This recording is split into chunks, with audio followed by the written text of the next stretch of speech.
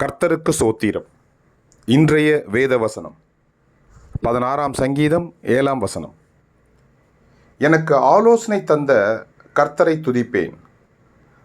காலங்களிலும் என் உள்ளந்திரியங்கள் என்னை உணர்த்தும். ஆமென். 16ஆம் சங்கீதம் 7ஆம் வசனம். எனக்கு ஆலோசனை தந்த கர்த்தரை துதிப்பேன். காலங்களிலும் என் உள்ளந்திரியங்கள் என்னை உணர்த்தும். ஆமென். 16ஆம் சங்கீதம் 7ஆம் வசனம். கர்த்தர் உங்களை ஆசீர்வதிப்பாராக, உங்களோடு கூட இருப்பாராக. ஆமென்.